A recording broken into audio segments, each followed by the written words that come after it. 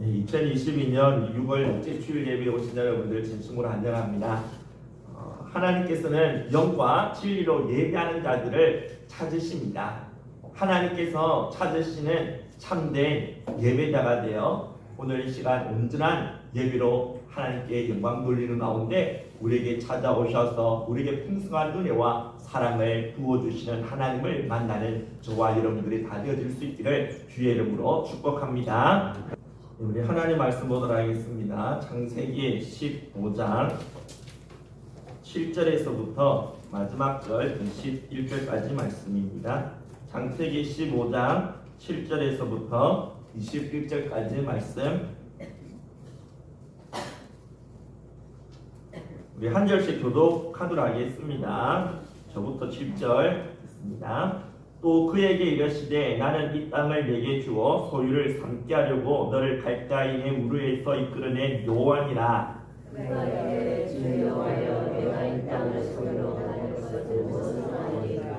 여호와께서 그에게 이르시되 나를 위하여 3년 된 암소와 3년 된 암염소와 3년 된 순양과 산비둘기와 집비둘기 새끼를 가져올지니라.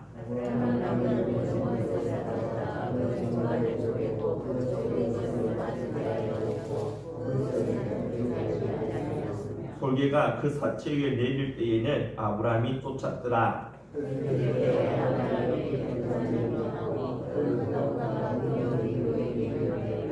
여호와께서 아브라함에게 이르시되 너는 반드시 알라. 내 자손이 이방에서 객이 되어 그들을 섬기겠고 그들은 400년 동안 내 자손을 괴롭히리니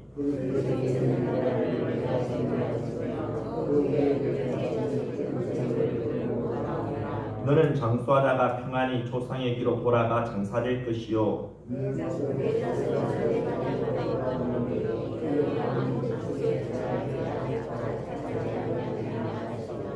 해가 져서 어두울 때에 연기 나는 화로가 보이며 타는 햇불이 쪼갠 구리 사이로 지나더라.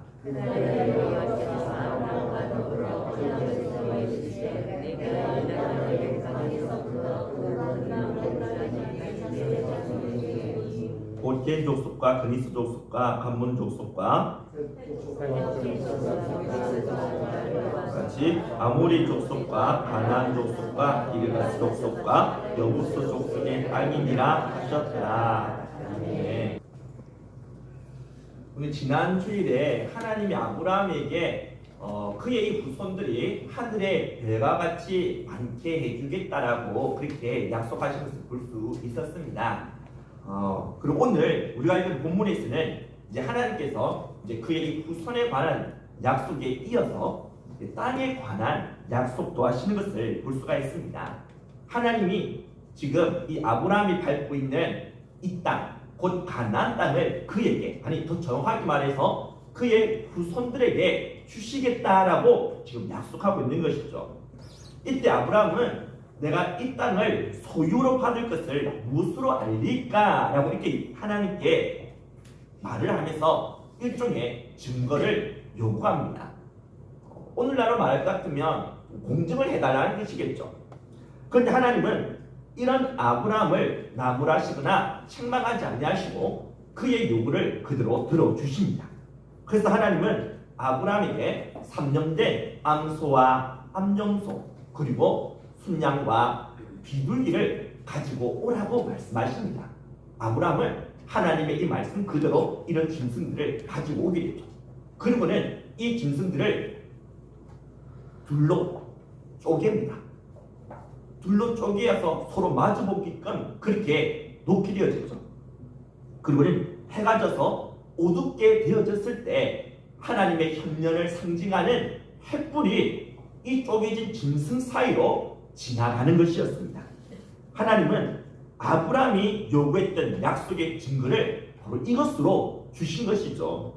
여러분, 이 의식은 고대 근동사회에서 어떤 쌍방간의 언약, 이런 계약을 체결할 때 거행되어지는 것이었습니다.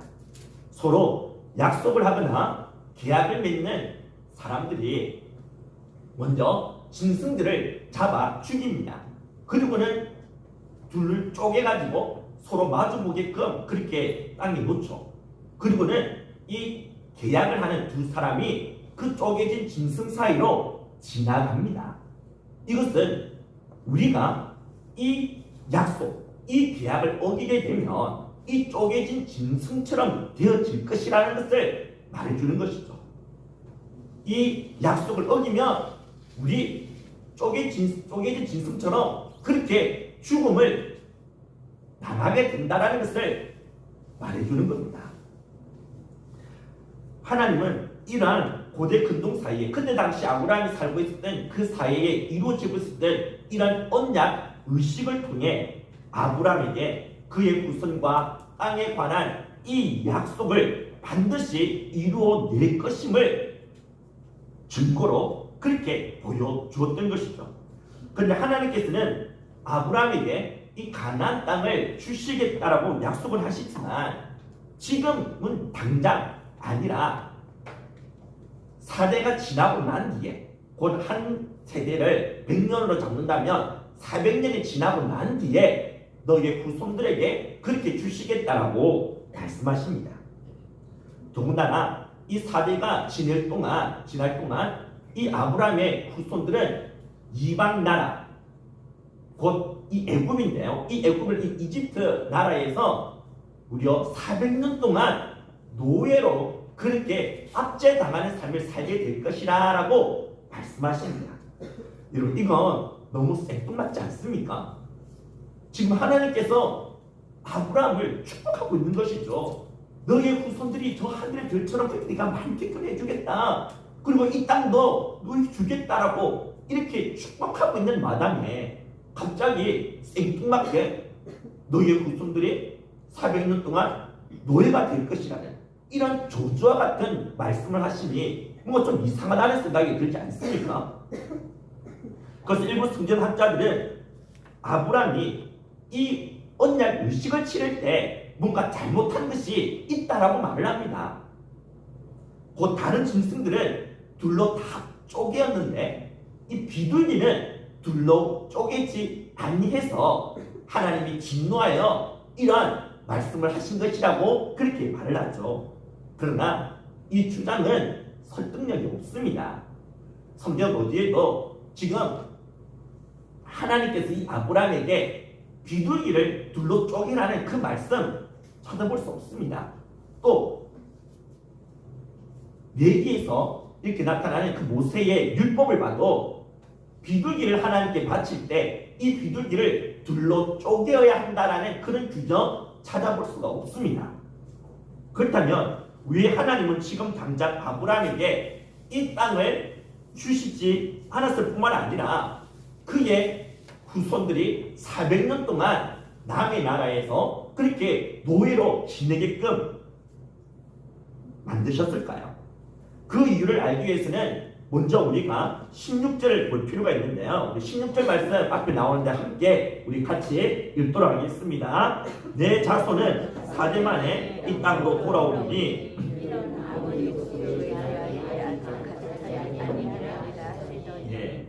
하나님은 지금 아브람 이 자손들이 4대 만에 곧 이 400년이 지나야 이 땅 곧 가나안 땅으로 돌아오게 될 것이다 라고 그렇게 말씀하시죠. 그래서 이 땅으로 돌아와서 이 가나안 땅을 차지하게 될 것이라는 뜻으로 말씀하신 것이죠.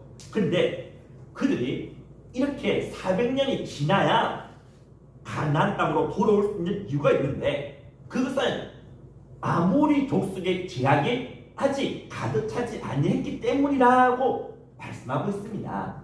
여러분, 이 아모리 족속은요 가나안 땅에 살고 있는 원주민들을 대표하는 족속을 말합니다. 가나안 땅에 살고 있는 이 원주민들의 이 죄악이 그들이 하나님의 이런 심판을 받아 자신의 땅을 잃어버릴 정도로 그들의 이 죄악이 아직 은폐점에 이르지 아니했다라는 것이죠. 아브라함이 살고 있는 그때 당시에 아직까지 이 가나안 땅에 살고 있었던 이 원주민들의 이런 죄악이 그게 이르지 아니했기 때문에 하나님께서는 이 땅을 아브라함에게 주실 수 없다라는 겁니다. 그들의 이 죄악이 400년이 지나게 된다. 아브라함이 살던 때로부터 이제 400년이 지나게 되면 그때 비로소 그들의 이 죄악이 그들의 땅도 용납하지 못할 정도로 그게 이렇게 될 것이기 때문에 그때 하나님께서 이 가나안 사람들을 심판하셔서 그들이 살고 있는 그 땅에서 그들을 제거하시고 이 가나안 땅을 이스라엘 사람들 아브라함의 후손들에게 주시겠다라고 그렇게 말씀하고 있는 것이죠.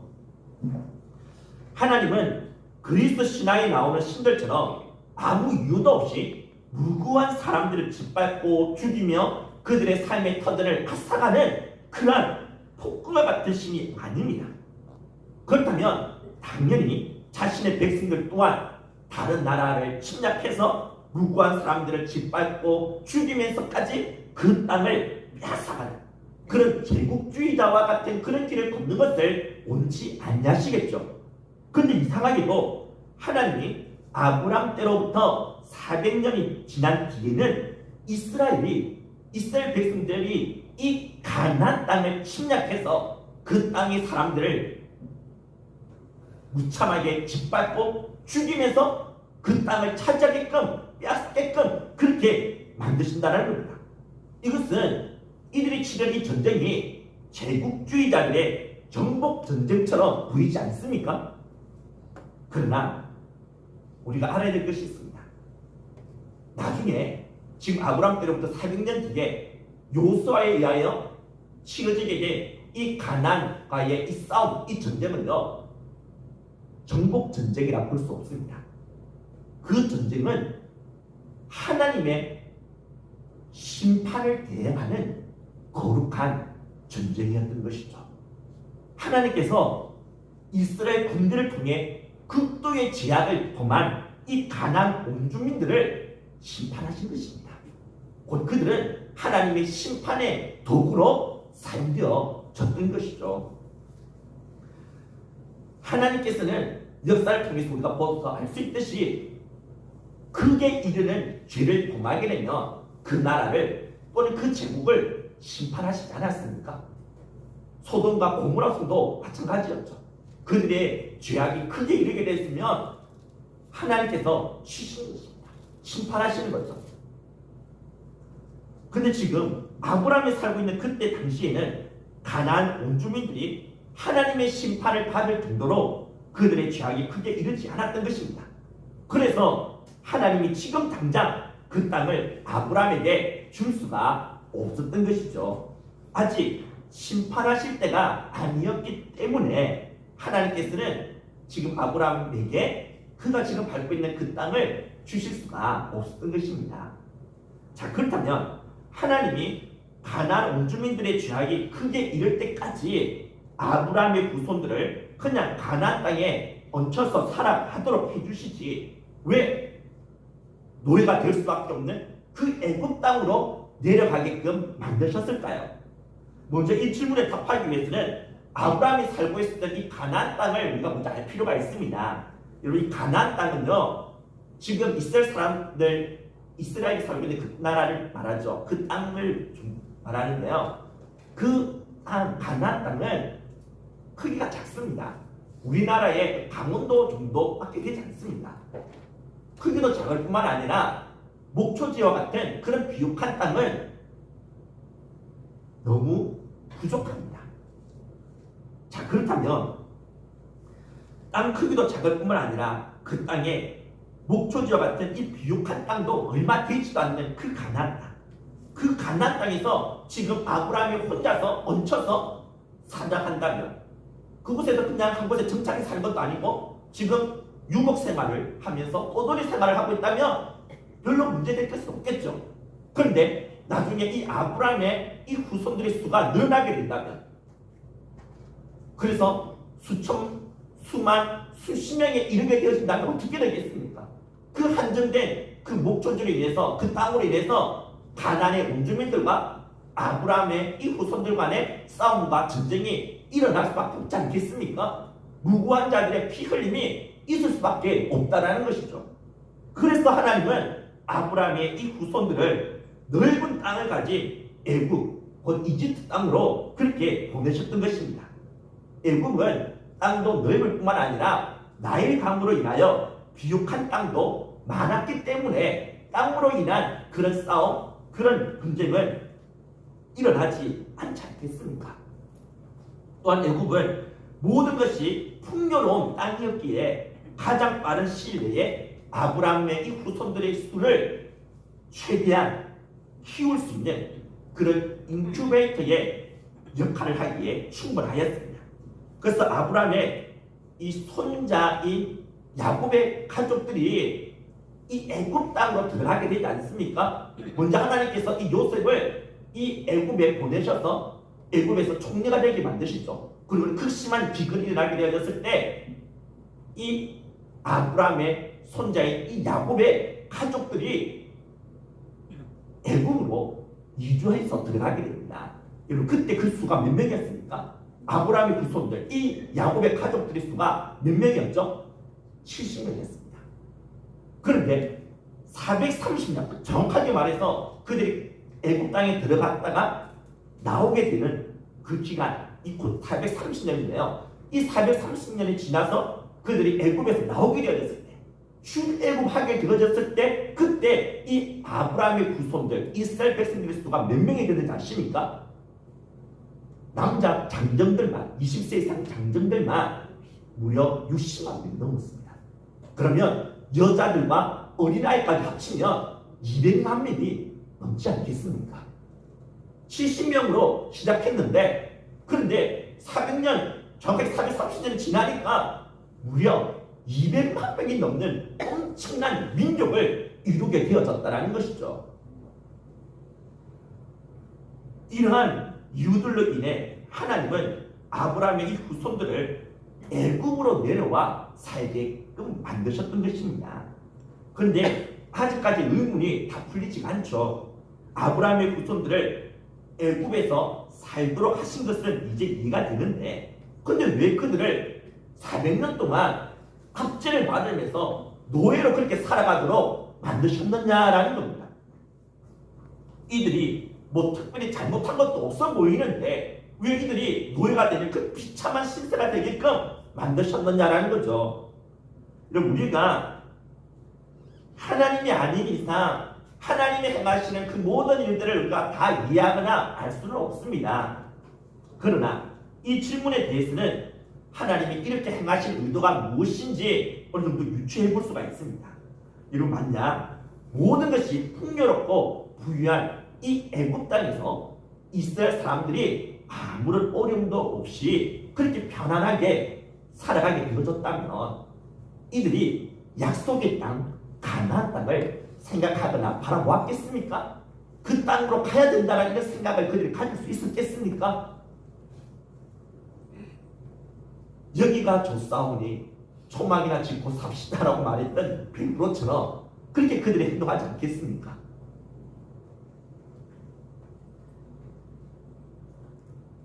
그래서 하나님이 그들을 애굽 땅에서 압제를 당하며 노예로 살아게끔 만드신 겁니다.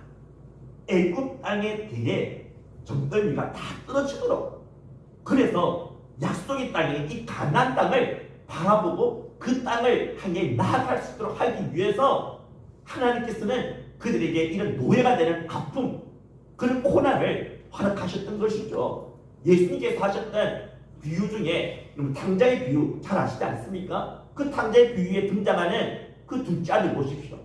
그가 아버지의 그런 재산, 유산을 미리 받아가지고 다른 나라에 가서 흥청망청 돈을 사용하면서 그렇게 즐기면서 살 때 자기 아버지 집 생각 안 했습니다. 그 집으로 돌아가야 된다는 마음 푹 알았겠죠. 그런데 돈이 다 끊어지고 나서 이제 먹고 살 길이 가마떡하게 되어졌을 때, 아니 이제 진짜 먹을 것이 없어서 돼지가 치는 그 지역 열매로 끼니를 때우려고 하는 그런 비참한 신세가 되어졌을 때 비로소 그가 아버지의 집을 생각하게 되지 않습니까? 자신의 진짜 있어야 될 그 땅, 그것을 바라보게 되어지는 것이죠. 그리고는 그 땅으로 다시 돌아가지 않습니까? 마찬가지입니다. 우리 인생은요 이어갔습니다. 우리는 고난, 아픔이 없으면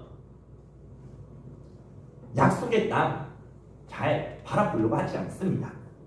하나님께서는 우리도 이 약속의 땅, 곧 이 가나안 땅, 우리들에게 있어서 이 가나안 땅은 바로 하나님의 나라가 되겠죠. 그 하나님의 나라를 바라보도록 하기 위해서 이 땅에서 아픔과 고난을 허락하시는 겁니다. 이 땅에서 겪게 되는 아픔과 고난 때문에 우리의 눈을 들어 더 이상 아픔과 눈물이 없는 그 하나님의 나라를 바라볼 수 있게끔 만들어주는 것이죠. 여러분, 만약 제가 100평짜리 초호화 아파트에서 살고 또 돈 걱정할 필요 없이 수백억의 자산을 가지고 있고 또 우리 자식들 전부 다 출세해서 성공의 가도를 다 달리고 있고 누구 하나 뭐 건강에 어려움도 없이 다 건강하게 잘 살고 있고 또 저를 괴롭히고 저를 힘들게 하는 것 아무것도 없다면 여러분, 제가 약속의 땅이 하나님의 나라를 과연 바라보고 그 나라를 소망하며 제대로 살아갈 수가 있을까요? 그렇게 봐주셔서 너무 감사합니다. 그런데 저를 압니다. 아마 저의 시선을 하늘로 두고 살기보다는 이 땅에 두며 살 것 같습니다. 어떻게 하면 좀 더 이 땅의 것을 더 많이 누리며 살까? 어떻게 하면 좀 더 오랫동안 살 수가 있을까 하면서 정말 이 세상의 것을 집착하면서 그렇게 살아가지 않겠나 생각되어집니다. 그렇기 때문에 하나님께서는요, 저희에게 그리고 우리들에게 고난과 아픔을 허락하시는 것이죠. 진짜 우리가 있어야 될 본향은 이 땅이 아니라 하늘 나라라는 것을 깨닫도록 하기 위해서, 우리의 시선을 들어 하늘을 바라보도록 하기 위해서 이 땅에서 우리가 아픔을 겪게끔, 고통을 당하게끔, 고난을 당하게끔 그렇게 하나님께서 만들어 나가시는 겁니다. 또한 하나님이 그들을 애굽 땅에서 압제를 당하며 노예로 살아가게끔 만드신 이유는 그들을 하나님 나라의 백성으로 연단시키기 위해서입니다. 하나님 나라에 속한 하나님 나라의 백성이 되려면요, 반드시 낮아져야 합니다. 그래서 예수님도 우리들이 이 어린아이처럼 낮아지지 않냐면 하나님의 나라에 결코 들어갈 수 없다라고 이렇게 말씀하시지 않았습니까? 하나님은 아브라함의 후손들을 자신의 나라의 백성으로 삼으시기 위해 그들을 노예가 되는 가장 낮은 밑바닥으로 내려가도록 만드신 겁니다. 그래서 그들 안에 높아져 있는 그 모든 것들을 깨뜨리시며 철저하게 낮아지게끔 만들어 나가신 거죠. 낮아진다라는 말은요, 하나님을 절대적으로 의존하면서 하나님을 찾고 하나님께 간구하는 것을 말합니다. 이러한 낮아진 모습을 그들이 노예로 지내게 되었을 때 찾아볼 수가 있지 않습니까? 출애굽기 2장에 보면 그들이 노예로 지내면서 고된 노역에 시달리다 탄식하면서 하나님께 부르짖는 것을 볼 수가 있습니다.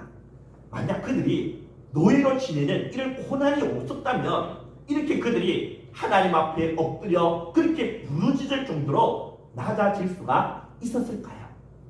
아니죠. 그들에게 고난이 있었기 때문에 낮아져서 하나님을 바라보며 하나님께 부르짖게 되어졌고, 그 결과 하나님께서 그들의 그 부르짖음에 응답하셔서 모세를 통하여 그들을 출애굽시키사 이 이스라엘 백성들을 하나님 자신의 나라의 백성으로 그렇게 삼으시게 된 것 아닙니까? 그들에게 있어서 고달팠던 노예의 기간은 그들 안에 있는 교만과 높아짐의 불순물을 제거하는 정년의 시기였던 것입니다. 사실 그들은 자신들이 왜 이렇게 고달픈 노예의 삶을 살아야 하는지 영문을 모른 채 고된 나날을 보내야만 했지만, 사실은 그들에게 있어서 가장 중요한 일들이 진행되고 있었던 것입니다. 하나님께서는 지금도 똑같은 방식으로 우리들을 만들어 나가십니다. 우리도 영문도 모른 채 숱한 어려움과 고난과 아픔을 당할 때가 있습니다. 우리는 왜 이러한 일들이 나에게 닥치는지 이해할 수가 없지만, 사실은 하나님의 신비한 경륜 가운데 나에게 가장 중요한 일이 지금 진행되고 있음을 우리는 볼 수 있어야 합니다. 하나님은 이러한 고달픈 시기를 통해 우리 안에 있는 불순물들을 제거하시며 정금과 같은 믿음의 사람으로 연단해 나가고 계신다는 것이죠. 여러분, 이 세상에서 가장 귀한 보석이라 볼 수 있는 이 다이아몬드가 어떻게 만들어지는지 아십니까? 석탄이 땅속 깊은 곳에서 아주 강한 열과 압력을 받게 되어질 때 이 석탄을 이루고 있는 탄소 원자들이 친밀한 결정 구조로 그렇게 재배열되어서 만들어지는 것이 다이아몬드라고 합니다. 강한 열과 압력은 석탄에게 있어서 고통스럽고 괴로운 것이죠. 그런데 이러한 강한 열과 압력이 있었기 때문에 쉽게 부러질 수 있는 그 석탄, 평범한 그 석탄이 절대로 부러지지 않는 견고하고 강한 다이아몬드가 이 세상에서 가장 귀한 보석으로 그렇게 바뀌어질 수가 있게 되는 것입니다. 하나님은 우리 성도들이 석탄과 같은 인생으로 끝나는 것이 아니라 다이아몬드와 같은 인생으로 변화되기를 원하십니다. 그래서 하나님은 우리들에게 이런 강한 열과 압력과 같은 그런 시련, 고난, 아픔을 허락하시는 것이죠. 이것 때문에 우리가 강하고 견고한 믿음의 사람으로 정말 아름다운 빛을 발하는 하나님의 영광의 빛을 발하는 그런 하나님의 나라의 사람으로 변화되어질 수가 있기 때문인 것입니다. 왜 하나님이 아브라함의 후손들을 애굽으로 보내어 그곳에서 고달픈 노예의 삶을 살아가도록 만드셨는지 좀 이해가 되십니까? 다시 창세기 본문으로 돌아가 봅시다. 지금 하나님께서는 고대 금동의 언약 의식을 통해 아브라함과 엄숙한 언약 관계, 계약 관계를 체결하십니다. 근데 창세기 16장으로 넘어가면 아브라함이 이 언약을 깨뜨리고 어기는 것을 볼 수가 있습니다. 아브라함은 그의 나이 80세가 다 되었는데도 자식이 없게 되어지자 하나님께서 자신에게 자식을 주겠다는 이 약속, 이 말씀에 대한 믿음이 또다시 흔들리게 되어집니다. 그래서 그는 인간적인 방법과 수단을 사용하게 되어지죠. 자신의 아내의 여종인 하갈을 취하게 되는 것입니다. 그래서 그 여종 하갈을 통해서 그렇게 자식을 낳게 되어지죠. 그리고는 그가 난 그 아이를 자신의 상속자라고, 자신의 후사라고 하나님 앞에 내밀게 됩니다. 하나님은 분명 내 몸에서 날 자, 곧 적자가 너의 후사요 상속자가 될 거라고 말했는데 그는 적자가 아닌 이 서자를 내어놓고는 이가 내 상속자라고 그렇게 말하면서 하나님과의 이 약속을 지금 깨뜨리고 있지 않습니까? 그렇다면 언약을 깨뜨린 이 아브라함이 쪼개어져서 죽어야죠. 안 그렇습니까? 근데 아브라함은 죽지 않습니다. 왜냐하면 쪼개진 그 짐승들 사이로 지나간 자는 아브라함이 아니라 하나님 혼자이기 때문이죠. 햇불로 나타나신 하나님 혼자서만 그 쪼개진 짐승 사이로 지나가셨던 것입니다. 하나님은 알고 계셨습니다. 인간은 결코 약속을 지켜낼 수 없다는 사실을.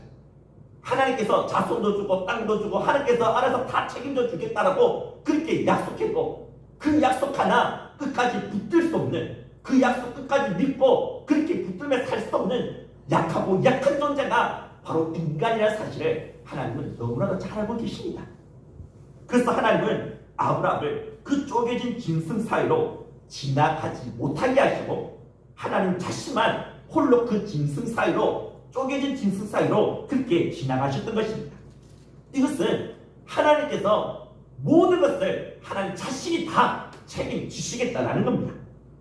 혹시 인간이 언약을 깨뜨릴 경우 그 인간을 대신해서 하나님 자신이 친히 자신의 몸을 쪼개어 버리시겠다라는 것이죠. 이렇게 했으라도 반드시 언약을 이루고 내겠다라고 그렇게 것입니다. 그렇다면 하나님이 자신의 몸을 쪼개서라도 반드시 이루고야 말겠다는 그 언약의 내용은 무엇입니까? 지금 하나님께서 아브라함에게 무엇과 무엇에 대해서 지금 약속하십니까? 아브라함 그의 후손과 그리고 땅이죠. 자, 그렇다면 여러분 뭔가 눈치를 채셨습니까? 한 나라, 국가가 이루어지려면 세 가지 조건이 갖춰져야 한다고 하죠. 먼저 한 나라를 이룰 백성들, 국민들이 있어야 되고, 또 하나는 그들의 살 땅, 영토가 있어야 되고, 또 하나는 주권이죠.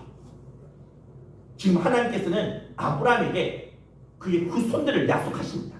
이것은 하나님께서 자신이 세운 그 나라, 하나님 나라에 살아갈 백성들, 국민들을 말해주는 것이죠. 그리고 또한 하나님께서는 가나안 땅을 주시겠다고 약속하십니다.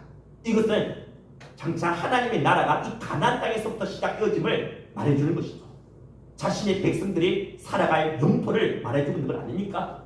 그리고 마지막 주권은 바로 이 모든 언약을 체결하시고 이 약속을 이루시는 하나님, 모든 만유의 중재자가 되시는 하나님에게 주권이 있음을 알 수가 있는 것입니다.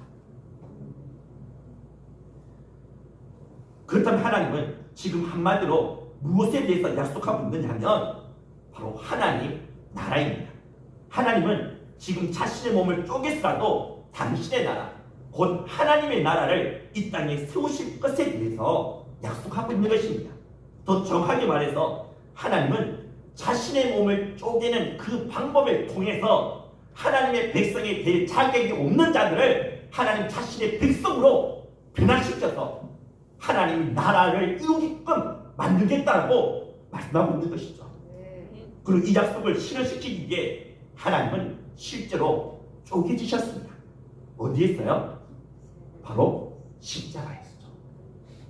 하나님이신 예수 그리스도가 하나님의 이 약속을 쪼개버린 우리 인간들을 대신해서 십자가에서 자신의 몸을 쪼개시고 죽으셨습니다. 그래서 예수님이 십자가에서 죽으실 때 성전의 그 휘장, 곧 성소와 지성소를 이렇게 딱 가로막고 있었던 그 커튼, 그 휘장이 위에서부터 아래로 찢어지지 않았습니까? 찢어진 성전의 휘장은 예수 그리스도의 몸을 상징합니다. 예수님의 몸이 쪼개짐으로 말미암아 그 쪼개진 그 예수님의 그 몸 사이로 길이 열려지게 된 것이죠. 지성소로 들어갈 수 있는, 하나님의 임재가 있는 지성소로 들어갈 수 있는 길이 열려지게 되어졌음을 보여주는 것입니다. 그래서 예수님께서는 내가 길이요 진리요 생명이라 말씀하지 않았습니까? 예수님께서 자신의 몸을 쪼개심으로 말미암아 이제 우리가 들어갈 수 없었던 그 지성소, 하나님의 거룩한 임재가 있는 그 지성소로 들어갈 수 있는 길을 우리가 갖게 되어졌다는 것입니다. 그 소리가 거룩한 하나님의 임재 가운데 거할 수 있는 거룩한 하나님 나라의 백성이 되어진 것이죠. 하나님께서는 자신의 몸을 찢는 이 방법을 통해 당신의 백성을 만들어서 당신의 나라를 세워나가실 것에 대해 성경 여러 곳에서 암시해주고 있습니다. 창세기 16장에 보면 아브라함은 여종 하갈을 통해 이스마엘을 낳게 되는 그런 불신앙적인 모습을 보여주게 했죠. 그런데 하나님은 이런 아브라함을 포기하지 아니하십니다. 그 다음 장이 17장에서 하나님께서는 아브라함에게 또다시 후손에 대해 약속을 하시면서 아브라함과 그의 후손들은 모두 다 할례를 받아야 한다라고 그렇게 말씀하시는 것을 볼 수가 있습니다. 여러분, 할례는요, 남성의 이 생식기, 그 표피를 자르는 예식을 말합니다. 쉽게 말해서 남자들이 받는 그런 폭경 수술이죠. 이 할례를 히브리어로 문이라고 합니다. 이 단어는 15장에서 짐승을 쪼개다라는 이 말로 번역되어진 히브리의 원로 단어 바타르와 동료입니다. 이는 할례라는 말이 쪼개다라는 동사에서 파생된 단어라는 것이죠. 따라서 할례는 오늘 우리가 읽은 본문에 등장하는 쪼개진 짐승 사이로 하나님이 홀로 지나가신 이 사건과 깊은 연관이 있습니다. 그러니까 할례는 하나님의 언약이 하나님의 쪼개짐에 의해 성취될 것임을 예표하는 하나의 상징으로 볼 수 있는 겁니다. 그렇다면 할례 의식에서 왜 인간의 생식기에 쪼개짐의 자국이 나야 합니까? 어차피 하나님이 쪼개주셔서 우리 죄인들을 구원하시고 자신의 나라의 백성이 되게끔 만드신 것이라면 왜 인간의 생명의 근원을 상징하는 인간의 생식기가 쪼개어져야 하느냐라는 것이죠. 그것은 우리 인간의 생명이 쪼개어졌음을, 곧 우리가 죽은 자가 되어졌음을 보여주는 하나의 표식이 되어지기 때문입니다. 할례, 곧 쪼개짐의 그 자국은 하나님의 쪼개짐이 우리 성도들에게 증가되어 우리가 바로 쪼개어진 자가 되어졌음을 보여준다는 겁니다. 곧 우리가 쪼개졌는데 무엇이 쪼개졌느냐? 우리의 옛 사람이 쪼개졌다는 것입니다.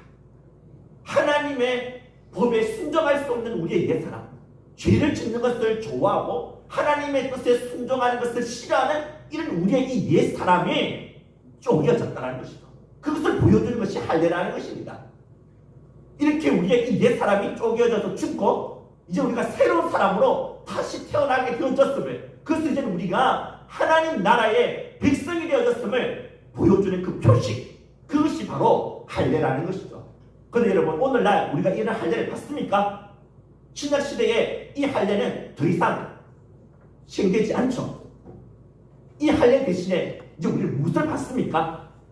할례와 똑같은 의미를 지닌 것이 있죠. 그게 바로 이 세례입니다. 여러분, 세례라는 것은 지금 우리들은 그냥 세례를 받을 때 그냥 물을 물 위에 얹히고 그 끝이지 않습니까? 근데 예수님께서 원래 받으셨던 그 세례는요, 침례입니다. 물 속에 잠겼다가 나오는 것이죠. 물에 잠긴다, 무슨 뜻이겠습니까? 세례를 받는 것은 우리가 물에 잠기는 겁니다. 물에 잠긴다는 것은 내가 죽었다는 것이죠. 나의 옛사람이 물에 잠겨서 죽었다는 것입니다. 그리고는 다시 물 위에서 나오죠. 나온다는 것은 이제 내가 새 사람으로 다시 태어났다는 것을 보여주는 것입니다. 이게 바로 세례입니다. 저와 여러분들이 세례를 받지 않았습니까? 그렇다면 우리들은 옛사람이 죽은 자라는 것이죠. 옛사람이 죽고 새 사람으로 다시 우리가 태어난 자라는 것입니다. 이런 쪼개짐의 원리를 더 분명하게 보여주고 있는 사건이 창세기 22장에 나옵니다. 창세기 22장에 보면 하나님께서 백세에 낳은 이 아브라함의 아들 이삭을 제물로 바치라, 그렇게 말씀하시죠. 따라서 하나님의 이 명령이기 때문에 이 이삭은요, 쪼개져서 죽음을 당해야만 합니다.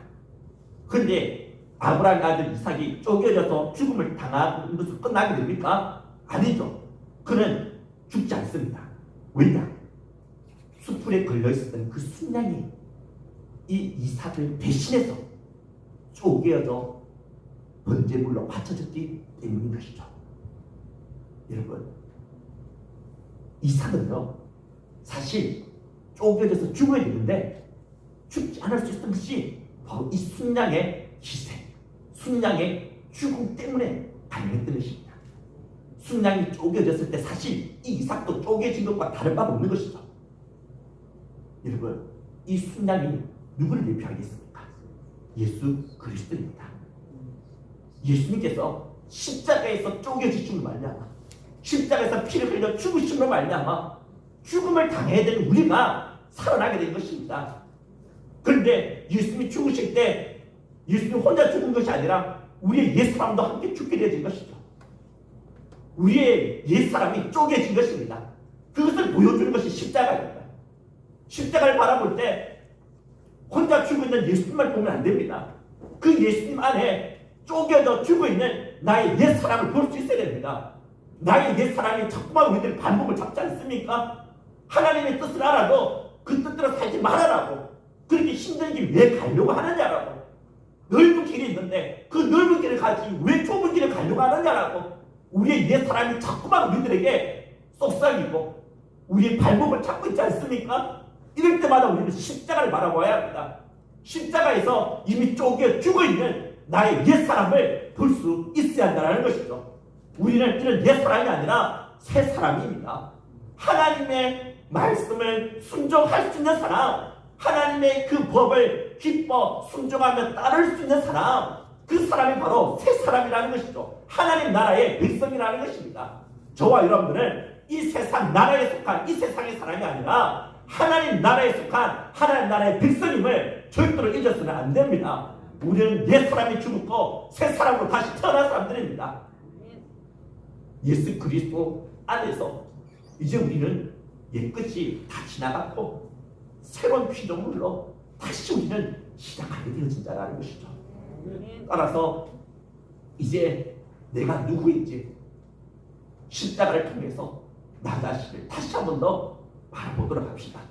정말 우리가 새 사람답게 하나님이 기뻐하시는 그 믿음의 길을 걸어가고 비록 힘들지만 고달프지만 그 우리에게 장차 주어진 그 영광, 그 면류관을 바라 누리는 그런 저와 여러분들이 다 되어줄 수 있기를 주님의 이름으로 축복합니다.